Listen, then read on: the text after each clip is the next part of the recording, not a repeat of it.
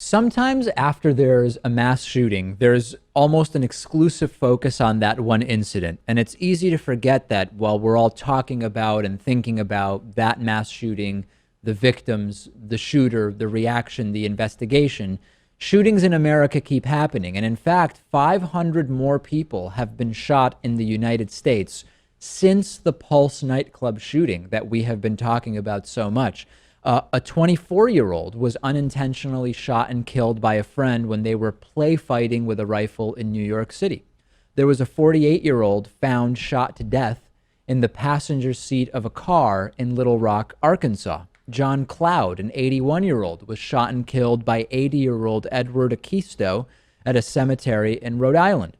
There's Regina Jeffries, 17 years old, who was killed in a shooting that wounded three others outside a vigil for teenage drowning victims in Oakland, California. During the 7 days between the end of that horrible incident at Pulse nightclub and the following Sunday at the same time, at minimum, 228 people were fatally shot across the country, according to the Gun Violence Archive, and 536 were shot but survived. So as much as these mass shootings in Orlando are devastating and are becoming of epidemic proportions in terms of how much more frequently they are happening, they account for under 2% of all deaths due to firearms. Now, we're not saying, Lewis, mass shootings aren't a problem. Of course we're not. What we are saying is that these single gun deaths, individual homicides, individual suicides, they make far less news. They account for overwhelmingly more deaths. Most homicide victims know their killers, and that's something that, when we talk about gun safety regulations, very often it's in the context of so-called mass shootings because those are the shootings that make more news.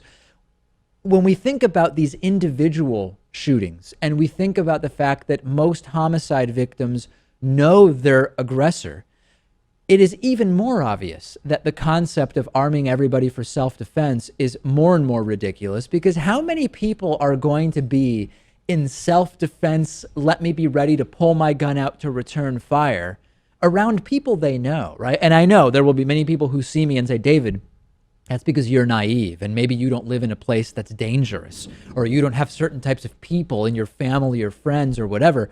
If your argument is that everybody needs to be ready to draw when hanging out at home or mowing their lawn because somebody might come over to shoot you, you're painting a very, very a grim reality about the state of the United States. And that's really what the focus should be on, if that's your reaction to what I'm saying. Yeah, instead of thinking, well, maybe I want to live in a world where nobody has these guns and I can't just get shot at any given time.